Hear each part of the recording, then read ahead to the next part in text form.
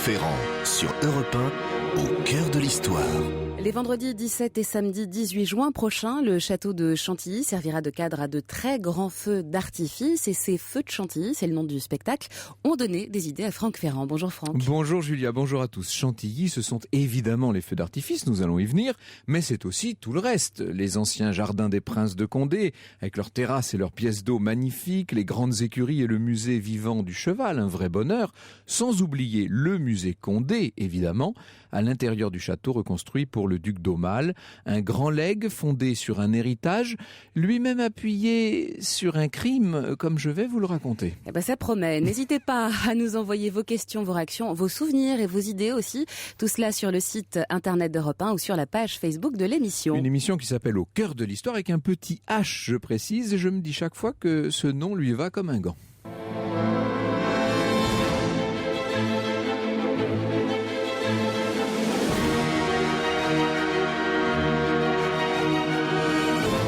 h 14h30 sur Europe 1. Au cœur de l'histoire, Franck Ferrand.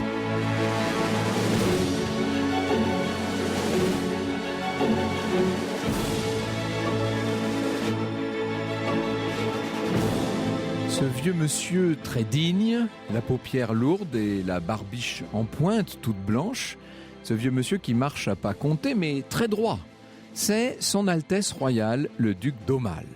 Il vient d'avoir 71 ans en cette année 1893 et il se laisse guider à travers le musée de Versailles par le conservateur de l'époque, monsieur de Nolhac. Le duc d'Aumale est un des fils du roi Louis-Philippe, paix à son âme.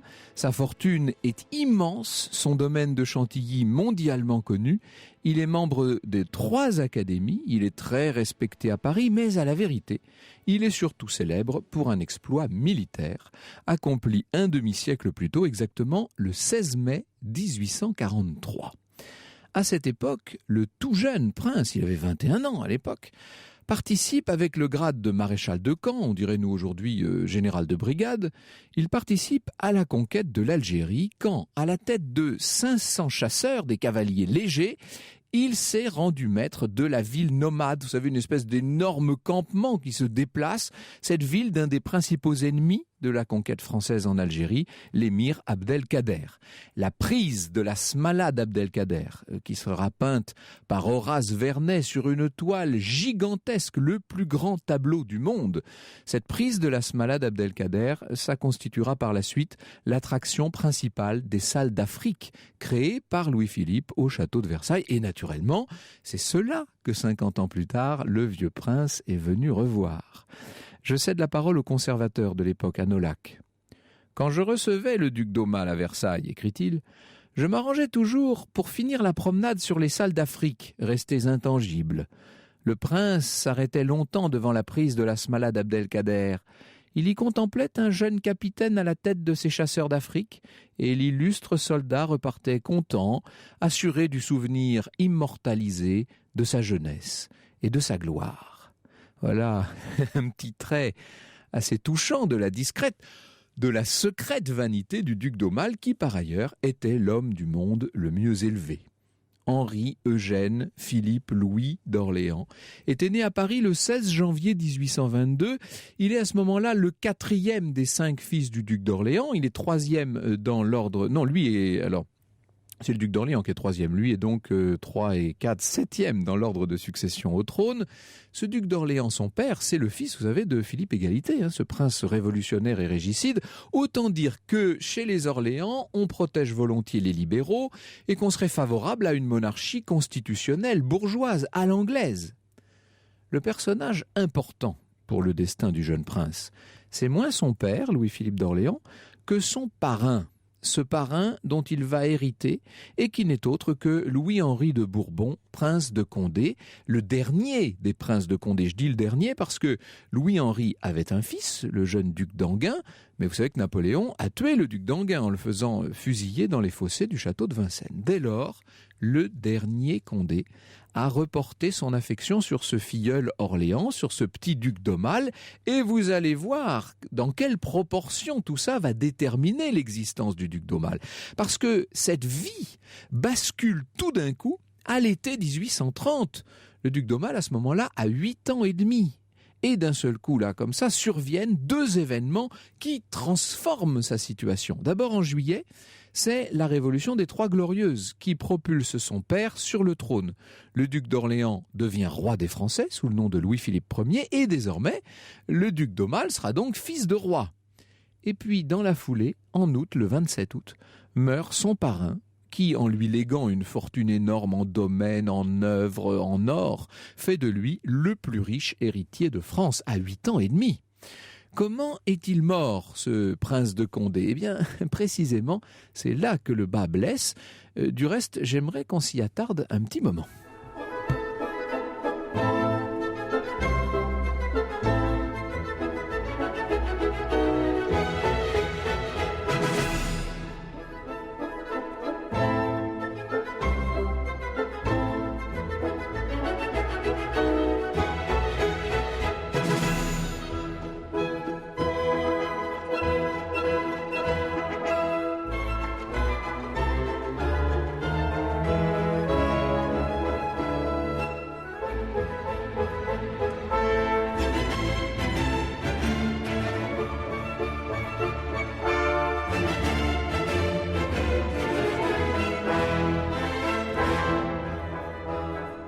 La marche hongroise tirée de la damnation de Faust d'Hector Berlioz sur Europe 1. En ce matin du 27 août 1830, dans le beau château de Saint-Leu, tout près de Chantilly, les pendules, qui sont parfaitement réglées, sonnent 8 coups. Le sieur Lecomte, il est valet du prince de Condé depuis très longtemps, depuis l'époque de son émigration. Le sieur Lecomte essaie d'entrer dans la chambre de son maître, comme il le fait chaque matin, mais, chose inhabituelle, la porte a été verrouillée de l'intérieur. Le valet est intrigué, il frappe, il insiste, sans succès. Il est inquiet évidemment, alors il prévient le médecin de la maison, le docteur Bonny, qui après quelques essais infructueux de son côté, décide de faire enfoncer la porte. Et là, stupeur, horreur, le prince de Condé, 74 ans, est retrouvé pendu à l'espagnolette de la fenêtre, donc à la poignée si vous voulez, pendu par un double mouchoir, alors que fait notable, ses pieds touchent parfaitement le sol. Je précise que les 2 mouchoirs ont été noués entre eux par un nœud de tisserand. Or, le prince, à la suite d'une blessure de guerre, n'avait plus de doigt à la main droite et il avait également le bras gauche invalide. On savait que le dernier des Condé, qui était très choqué par ce qui était en train de se passer, là par cette révolution des Trois Glorieuses, on savait que le prince était en train de faire ses bagages pour s'en aller rejoindre en exil le vieux roi Charles X.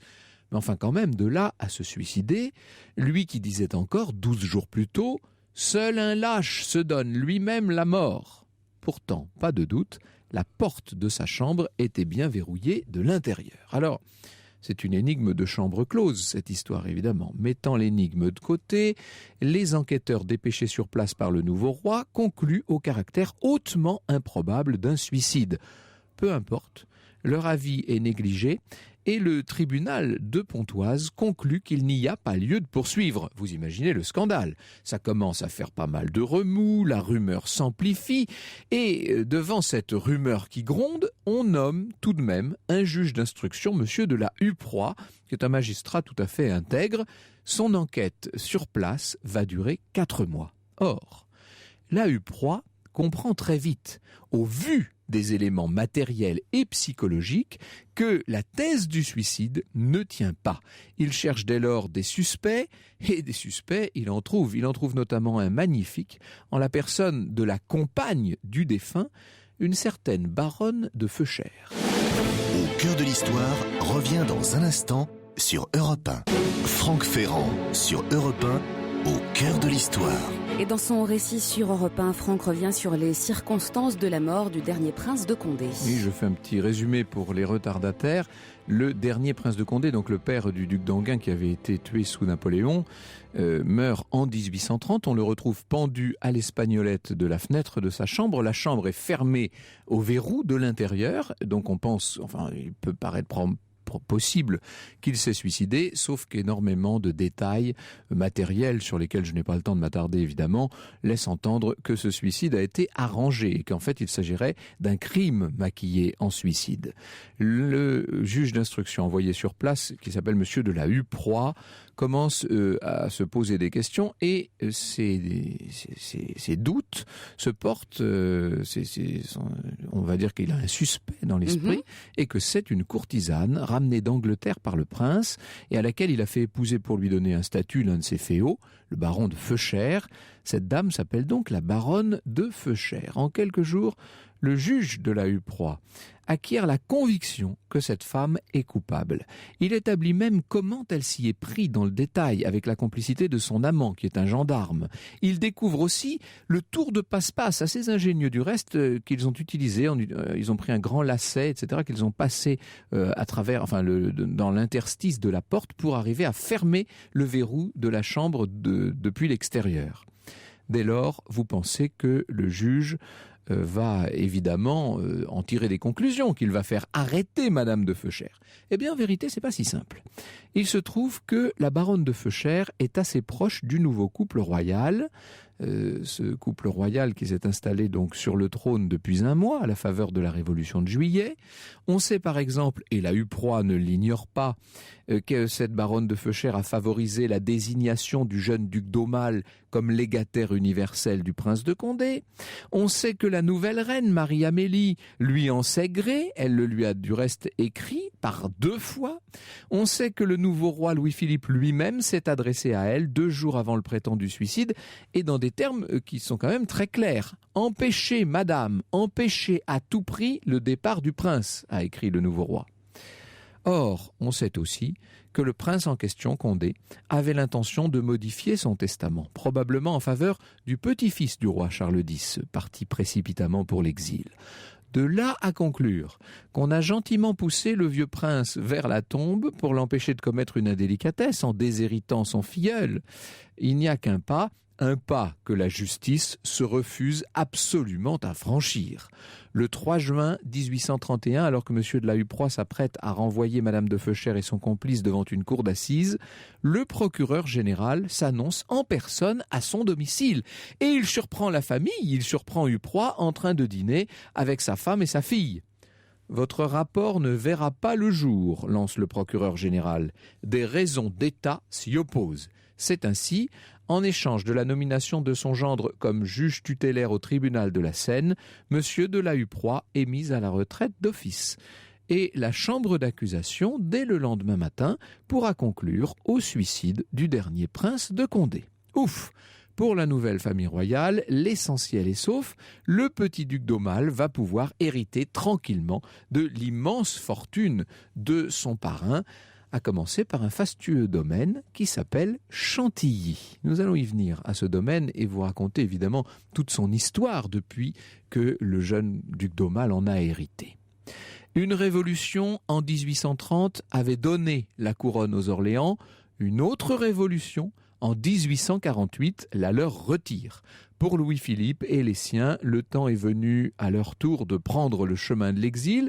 Au moment où son père quitte la partie, donc en février 1848, le duc d'Aumale, encore tout auréolé de cet exploit en Algérie dont je vous ai parlé, le duc d'Aumale n'a que 26 ans. Il rejoint ses parents et le reste de la famille en Angleterre. Il vit à ce moment-là près de Londres, à Twickenham, dans une demeure charmante qui déjà avait servi de refuge à sa famille et qui s'appelle du reste Orleans House. Aumale est rongé par la nostalgie, même s'il refuse de le reconnaître. Il recrée là-bas, à Orleans House, une sorte d'atmosphère qui est faite à la fois de souvenirs de ses campagnes, de souvenirs militaires, mais aussi une atmosphère orientalisante, un petit peu comme si Aumale n'avait jamais quitté l'Algérie finalement. Il y collectionne les peintures et surtout les livres. Il faut dire qu'après les armes, sa passion va à l'histoire et qu'il peut prétendre sans peine figurer parmi les bons historiens de sa génération. Or, ce qui bientôt va donner une importance inédite aux collections du duc d'Aumale, c'est la soudaine réalisation de sa fortune foncière. En effet, le gouvernement de Louis-Napoléon Bonaparte, qui est en train à ce moment-là de devenir Napoléon III, ce gouvernement prend un décret assez obscur en janvier 1852, décret au terme duquel les biens meubles et immeubles détenus en France par les Orléans vont devoir être vendus.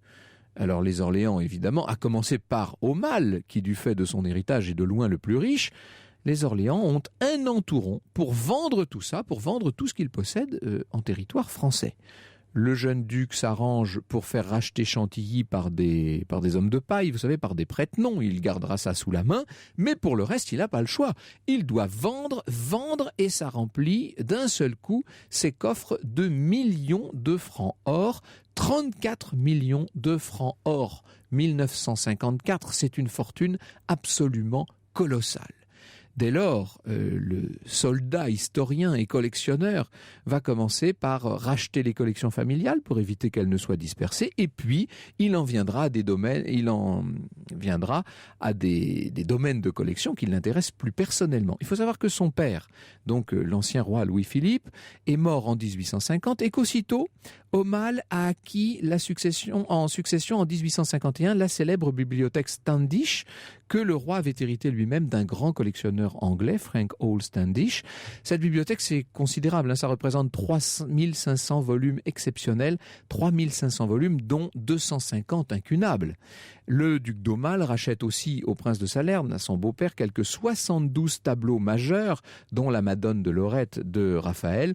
On peut dire que dès lors, une vocation de grand collectionneur est née, et pendant les deux décennies que va durer son exil, le duc d'Aumale ne cessera d'acquérir et d'accumuler les trésors du patrimoine, des trésors que nous pouvons, nous, aujourd'hui, visiter au château de Chantilly. Au cœur de l'histoire revient dans un instant sur Europe 1. Franck Ferrand sur Europe 1, au cœur de l'histoire. Et nous sommes sur Europe 1, au cœur de l'histoire du duc d'Aumale, Franck. Ce duc d'Aumale qui donc pendant son exil n'a cessé d'acheter des trésors. Vous savez qu'en 1855 par exemple il acquiert les très riches heures du duc de Berry, ce fabuleux manuscrit entièrement illuminé qui nous donne un aperçu incroyable sur les grands châteaux du XVe siècle. En 1891, beaucoup plus tard, il sera toujours aussi passionné de miniatures puisqu'il acquérera le livre d'heures d'Étienne Chevalier, mais ça nous entraînerait ailleurs. Toute cette invraisemblable collection, elle constitue donc le fond du musée Condé à Chantilly. Alors, le prince ne va pas rester en exil indéfiniment. La défaite de Napoléon III en 1870 et la chute du Second Empire sonnent pour le duc d'Aumale et pour sa famille la fin de l'exil. Il se précipite en France, il demande sans l'obtenir l'honneur de combattre pour le gouvernement de défense nationale en étant en pleine invasion prussienne. Et puis à la faveur des fameuses élections législatives de février 71, qui sont destinées, vous savez, à constituer une assemblée qui puisse ratifier l'armistice, eh bien, le duc d'Aumale se fait élire député de l'Oise, un député véritablement épris d'idées démocratiques. C'est le fond même de l'état d'esprit du duc d'Aumale, même si évidemment tout le monde ne le comprend pas. Très vite, il choisit de renouer avec la carrière des armes. Il est réintégré en février 1872, c'est-à-dire quand même 24 ans après son départ pour l'exil. Ça a été une longue parenthèse, on peut le dire. Et à l'automne 1873, le fait d'être le plus ancien dans le grade le plus élevé lui vaut l'honneur redoutable d'avoir à présider le procès de Bazaine. Vous savez, Bazaine considéré comme le traître qui a livré littéralement messe à l'ennemi. Et c'est le duc d'Aumale, le président de l'exécutif, le chef de l'exécutif, Thiers, insiste absolument. Et c'est donc le duc d'Aumale qui va présider ce tribunal. En récompense, on lui donne le commandement militaire de Besançon. Il va diriger le 7e corps d'armée de 74 à 79. On peut dire que là, c'est quand même une belle époque pour le duc d'Aumale. Il est reconnu par le nouveau régime. En 71, grâce à son ancien précepteur, il est entré à l'Académie française. En 1880, il va entrer à l'Académie des Beaux-Arts. On peut dire que l'un comme l'autre lui conviennent parfaitement. Et c'est l'époque, bien sûr, de la reconstruction du château de Chantilly dont nous allons parler tout à l'heure. Mais À mesure que le régime s'ancre dans la République, évidemment, l'opposition monarchiste se fait plus dure. On peut dire qu'il y a un climat un peu de guerre larvée entre les deux camps, entre républicains et monarchistes. Or, par sa famille, par ses relations, Aumale est rangé presque malgré lui dans le camp des monarchistes. Et au moment où meurt le comte de Chambord en 1883, c'est son propre neveu, le fils de son frère aîné, c'est le comte de Paris qui devient le prétendant au trône. Vous comprenez que ses relations avec la République à ce moment-là deviennent de plus en plus difficiles. Il le prend mal du reste. Et début 84, il fait une très forte attaque de goutte. On pense même à ce moment-là qu'il pourrait mourir, le duc d'Aumale. Son infernale inquiétude, c'est ce que va devenir son domaine de Chantilly. En effet, à ce moment-là, il n'a plus d'enfants. Il se demande s'il doit léguer le domaine à la France, mais s'il le lègue à la France, à quel régime ? Puisqu'on ne sait pas encore si la République est vraiment installée, etc. Finalement, alors il faut savoir aussi d'ailleurs que pendant tout ce temps-là, le mouvement monarchiste est de plus en plus actif en France. Il ne faut pas oublier qu'on est à l'époque du boulangisme, etc. Donc le duc d'Aumale va décider de léguer son domaine à l'Institut. Mais entre-temps, il connaît une nouvelle désaffection, il connaît un nouvel exil parce que son neveu a donné une grande réception. Le comte de Paris a donné une grande réception à laquelle il a reçu tout le corps diplomatique. Ça a été très mal pris, évidemment, par les hautes autorités de la République qui ont voté la fameuse loi d'exil du 11 juin 1886 qui, a priori, ne vise que les aînés des familles ayant régné sur la France. Mais en fait, le duc d'Aumale est un peu mis dans le même sac. Il est bientôt exclu de l'armée. Il fait une lettre ouverte au président de la République qui lui vaut finalement d'être expulsé. C'est de nouveau l'exil. La Belgique, la Grande-Bretagne. C'est à ce moment-là que le duc d'Aumale transforme son legs en donation sous réserve d'usufruit, et tout ça au profit de l'Institut de France. Europe 1, adieu notre petite table tirée de Manon, l'opéra de Jules Massenet. Ah oui, on est en plein dans cette atmosphère de l'époque. Alors, aussitôt après le flash de 14h, nous allons évoquer, en compagnie du directeur général de la Fondation du domaine de Chantilly et en compagnie d'un artificier, d'un pyrotechnicien qui fait partie de l'équipe du spectacle dont vous parliez tout à l'heure, Julia, nous allons évoquer les très riches heures, non pas du duc de Berry, mais bien du duc d'Aumale et du domaine de Chantilly. Au cœur de l'histoire revient dans un instant sur Europe 1.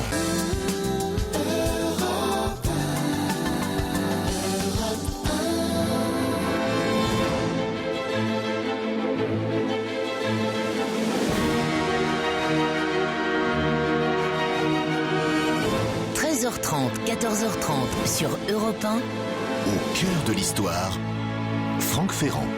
On vous retrouve, Franck, avec votre invité aujourd'hui sur Europe 1, Bruno Ory-Lavallée, qui est directeur général de la Fondation pour la sauvegarde et le développement du domaine de Chantilly. Autrement dit, le patron de Chantilly. Exactement. Merci Bruno Ory-Lavallée d'être des nôtres cet après-midi.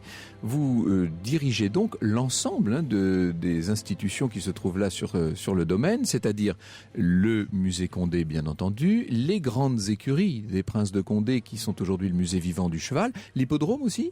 Non, l'ensemble, Chantilly c'est une destination qui contient aussi un hippodrome, une forêt, des hôtels magnifiques. Un hippodrome où va avoir lieu bientôt le prix de Diane, du reste, le 12 juin prochain. Voilà, et le prix du Jockey Club le 5 juin. Oui. Et donc l'Institut a confié à cette fondation le musée, le château, son parc, ou ses jardins, parce qu'il y a plusieurs jardins dans le parc, et les grandes écuries avec le musée vivant du cheval. Alors, nous avons vu que le pauvre duc d'Aumale a eu un mal fou avec la République, évidemment, avec ce nouveau régime. Au début, il rentre après le Second Empire, lorsque son exil arrive à son terme. Il rentre donc en 1870. Il connaît quelques très belles années et puis le voilà qui doit repartir pour l'exil. En fait, il ne va pas y rester très longtemps, disons-le. Grâce à l'Institut, précisément, dont il avait fait le légataire de ce domaine de Chantilly, il va pouvoir assez vite rentrer en grâce. Et d'ailleurs, son retour sera couronné, si j'ose employer l'expression, par son entrée à l'Académie des sciences morales et politiques, ce qui est une sorte de pardon donné par la République. C'est un peu dans un ordre différent. Il était déjà membre de 2 académies, Oui. et les académiciens de l'Académie des sciences morales et politiques l'ont élu, et ensuite ils sont allés voir le président de la République en disant mais ça ferait vraiment désordre, une séance de réception Sans où le récipiendaire. Voilà. et en réalité, surtout après ce don du domaine fait à l'Institut, qui avait recueilli un assentiment général de la nation, c'est à l'unanimité que le gouvernement, que le Conseil des ministres a décidé, a voté le texte permettant son retour. Ce qui va permettre au vainqueur de la Smala d'Abdelkader de passer tranquillement ces dernières années en France. Il meurt en 1897. Alors, au moment où il meurt, le domaine de Chantilly a retrouvé tout son éclat. Il faut vous dire que ça n'a pas toujours été le cas, bien entendu, et que le château tel que nous le voyons, c'est le château qu'a voulu le duc d'Aumale sur les ruines de l'ancien palais des Condés.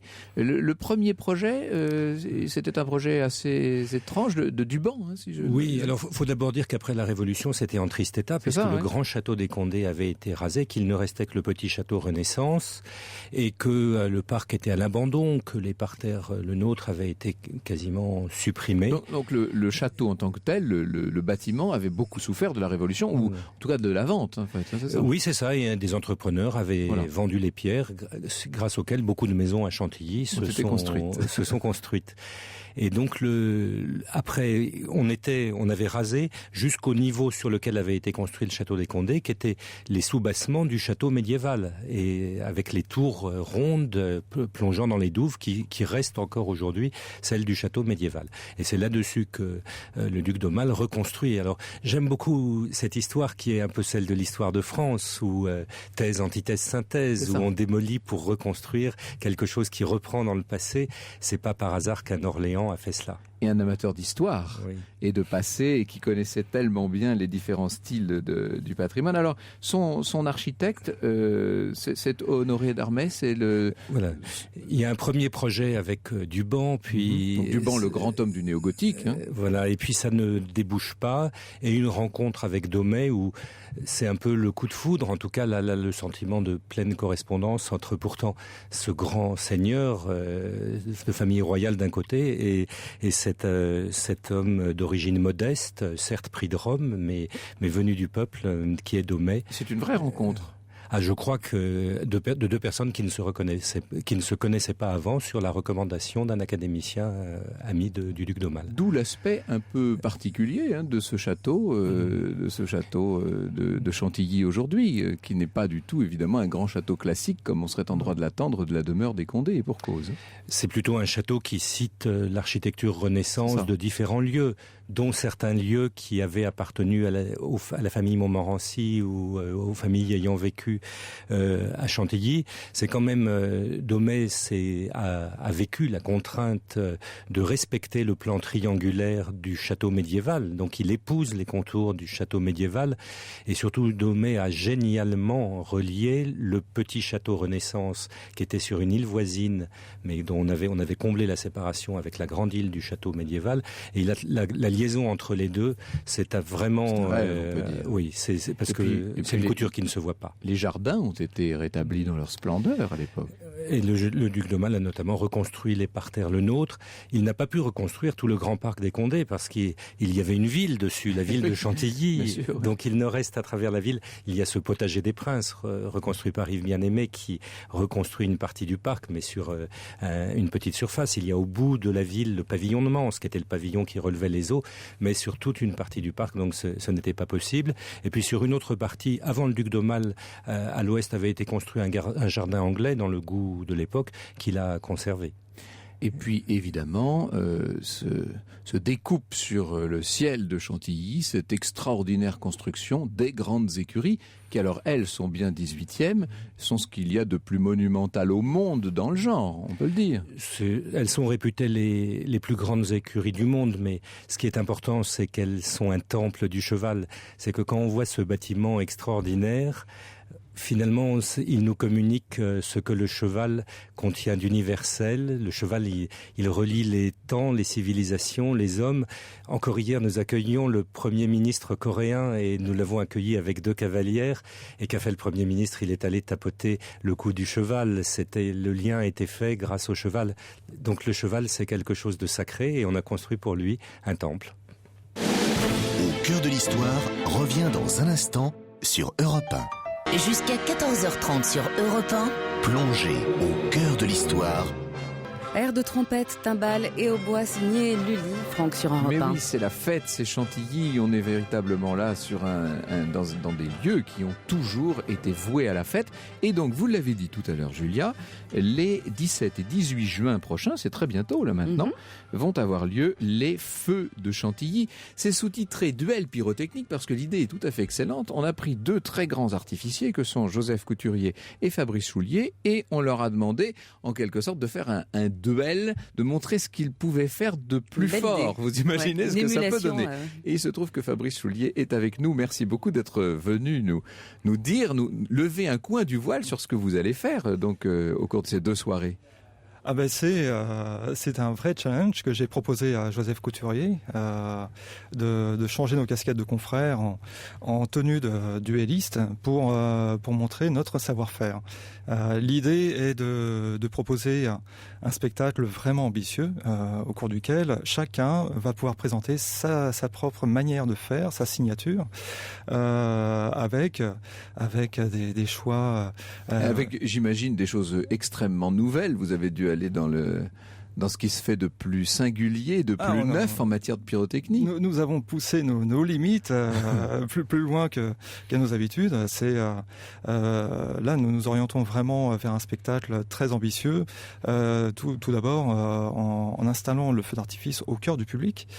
Ça, c'est une grande nouveauté. Ah oui, c'est-à-dire qu'en fait, les gens sont au milieu, c'est ça ? Oui, tout à fait. Il va y avoir du public réparti côté château de Chantilly et de l'autre côté, au fond du parc, ce que nous appelons le Vertugadin. Et ça, c'est absolument inédit. Du coup, nous avons écrit le feu en tenant compte de ça, de cette double perspective. De cette double perspective, de ces points de vue différents.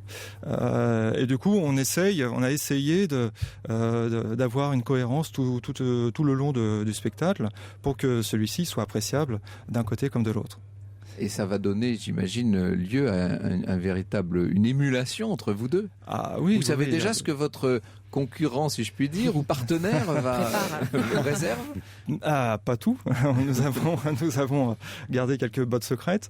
Il y a eu forcément un échange pour être sûr d'avoir un bon rythme tout le long du spectacle, pour privilégier surtout une grande variété, aussi bien sur le choix des musiques que sur la manière de travailler les tableaux. Les 2 spectacles seront identiques ? Oui, tout à fait. Les 2 spectacles seront identiques, avec vraiment en priorité un spectacle qui se veut grand public, populaire, et durant lequel nous avons cherché avant tout à nous faire plaisir et à montrer ce que l'on peut faire de mieux. Est-ce que nous sommes toujours en première place, les Français, dans ce domaine de la pyrotechnie, etc. Pendant très longtemps, on a quand même été le grand pays du feu d'artifice. Je pense à la fin du 19e, au début du 20e siècle. Oui, alors là, plus au niveau de la fabrication des feux. Ah non, ça voilà, maintenant c'est anecdotique en France. Mais pour ce qui est du design... La créativité, oui. Oui. Nous sommes très très bien placés. Nos feux sont appréciés à travers le monde. Il y a une vraie manière de travailler et d'écrire les feux en France, où on privilégie la finesse d'écriture, la cohérence entre les musiques utilisées et les effets déployés, la manière de travailler le rythme. Et on fait bien souvent, on inspire des designers étrangers. Et il n'est pas rare que des firmes étrangères nous demandent d'écrire, de chorégraphier leurs feux. Bruno Horry-Lavolée, vous êtes partie prenante à cette aventure ?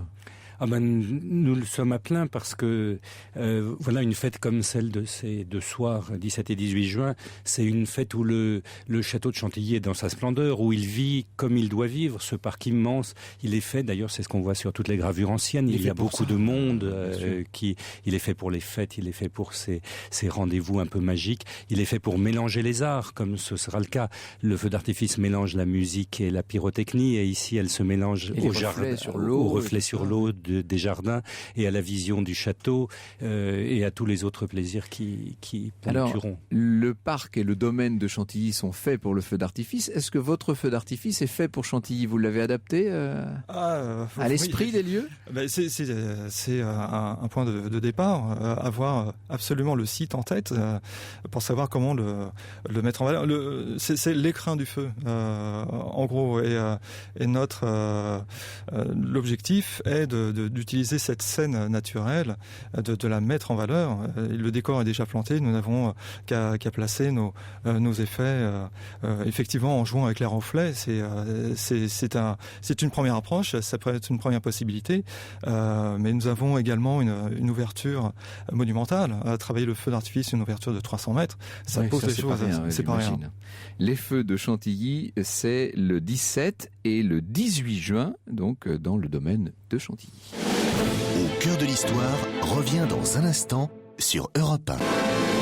L'histoire sur Europe 1, c'est avec Franck Ferrand. Et vous l'avez maintenant compris, vendredi, c'est Chantilly avec Franck Ferrand sur Europe 1. Mais vous avouerez qu'il n'y a rien de plus léger. Écoutez, moi, je serai présente les 17 et festif. 18 juin. Ah oui, ça donne envie. On adore ça en plus. Moi, alors, il se trouve, ça c'est très personnel, mais il se trouve que j'ai une folie pour les feux d'artifice. J'ai toujours adoré ça. Mais ça fait rêver. Hein. Ça doit être lié à des frustrations d'enfance, parce qu'on n'avait pas toujours le droit d'y aller. Je vais contacter vos parents en antenne. Vous pouvez le faire à l'antenne, parce que je crois que mon père est à l'antenne comme tous les jours. Bon, je ne l'ai jamais salué, mais j'en profite. Tiens, grâce à vous, Julia. Alors, vous étiez en train de me dire pendant la publicité, Fabrice Choulier, que maintenant on est à l'heure de la participation et de l'interactif. Hein, donc, vous avez demandé au public de participer carrément au programme du feu d'artifice. Oui. Ça, c'est une vraie première mondiale. Nous avons mis en ligne un simulateur qui a permis au public de participer à la création d'un feu. Chacun a eu l'occasion, à l'aide de ce simulateur, avec une gamme de produits qui a été la même pour tout le monde, sur la même durée, la musique de son choix, de créer son propre feu d'artifice. Et le plus beau feu a été retenu et sera tiré sur les 2 soirs. Voilà, écoutez, ça promet tout ça. Alors, revenons, si vous le voulez, non peut-être pas au duc d'Aumale lui-même, j'en ai déjà pas mal parlé, on pourrait faire des émissions entières, mais à sa collection. On peut voir dans ce musée Condé de Chantilly des merveilles incroyables. Ça aussi, c'est un feu d'artifice d'un autre genre, en quelque sorte, Bruno Horry-Lavolée. Et vous avez raison, notamment pour cet aspect profusion, puisque l'accrochage est celui du 19e siècle, avec des tableaux qui couvrent tout le mur. Alors, c'est vrai, beaucoup de gens passent devant le château, ne savent pas que dedans, il y a un des plus beaux musées de peinture du monde. Ensuite, ils voient ce musée de peinture. Ils passent peut-être par le cabinet des livres, mais beaucoup ignorent que donc ils sont aussi passés près de la deuxième plus belle collection de livres anciens et de manuscrits du monde. Ils n'ont pas vu aussi qu'il y avait plus de 1500 dessins. Alors, sauf en ce moment où nous avons une exposition des dessins de Clouet, il y en a une bonne centaine. Dans le monde, il y a 600 dessins de Clouet. Il y en a 350 à Chantilly. C'est incroyable. On en montre un peu plus de 100 dans cette exposition-là. C'est un journaliste a écrit, c'est le trombinoscope de Catherine de Médicis. Oui. C'est toute la cour avec une facture de dessin merveilleuse. J'ai écrit une saga romanesque il y a quelque temps sur la Renaissance et j'avais tout simplement sous les yeux quand vous parlez de trombinoscope, tous ces portraits de Clouet pour avoir exactement à l'esprit à quoi ressemblaient mes différents personnages. C'est exactement ça.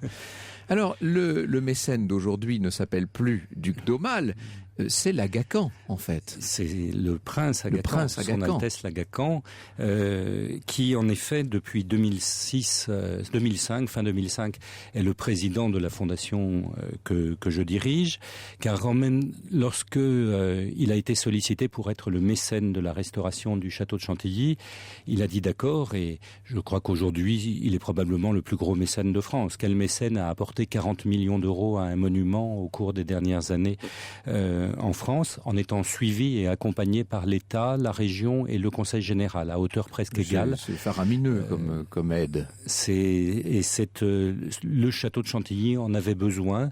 On peut dire depuis le duc d'Aumale, il n'y avait pas eu de restauration de cette ampleur. Une seconde renaissance, en quelque sorte, pour Chantilly. Tout à fait, qui est nécessaire pour franchir les siècles, comme l'a voulu le duc d'Aumale dans sa donation. Est-ce que le prince Agacan s'intéresse à titre personnel à tout ça? Parce qu'on voit bien qu'effectivement, sa générosité est immense et que son intervention à Chantilly a été déterminante. Mais est-ce que vous travaillez avec lui sur le sujet? Mais énormément, parce qu'il est un grand spécialiste de la chose culturelle à travers le monde. Il habite tout près, faut le dire. Hein. Il habite tout près, mais il réalise des projets de restauration dans 26 pays du monde, depuis les remparts d'Alep en Syrie à telle forteresse médiévale au Pakistan. Et il a vraiment une vision sur comment doit être restauré un monument, comment il doit être géré.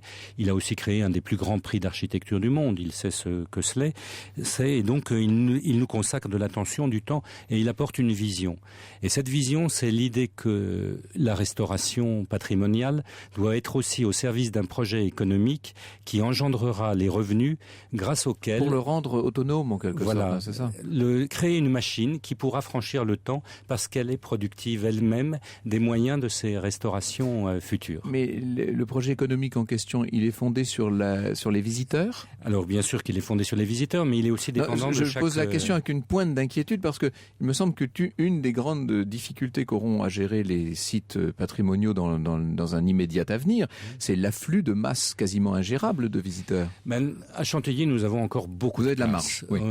Dans le parc, on peut multiplier par 10, c'est sans problème. Dans le château, par 2, par plus que 2 à certains moments de l'année.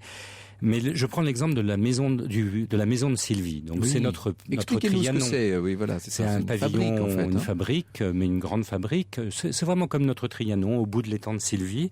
On est en train de la restaurer. Une restauration très soigneuse. On reconstitue des cordons qui tressent le fil d'or et le fil de soie. On refait tels quels des appliques qui avaient disparu, mais on avait des vieilles photos, donc on les fait reconstruire. Mais en même temps, cette maison de Sylvie, nous voulons en faire un lieu de fête qui pourra être loué par des entreprises, des particuliers. Nous aménageons à côté les dépendances qui permettront d'y faire aisément une fête, l'environnement agréable pour pouvoir prendre l'air quand la fête vous a fatigué. Et donc, en même temps que se fait cette restauration patrimoniale, nous construisons la petite entreprise Maison de Sylvie, ouverte à la location pour événements. Bravo Bruno Ry-Lavolée et merci. Je rappelle que vous êtes directeur général de la Fondation du domaine de Chantilly. Les feux de Chantilly, ce duel pyrotechnique assez spectaculaire auront lieu les 17 et 18 juin, à Chantilly même. Et puis tout près de là, au Palais Impérial de Compiègne, nous faisons souvent des petits clins d'œil à Compiègne, auront lieu le samedi 2 juillet, les promenades musicales de Compiègne. Vous êtes habitués maintenant à ce rendez-vous. Elles sont cette année sous l'égide du grand, de l'irremplaçable, du merveilleux Beethoven.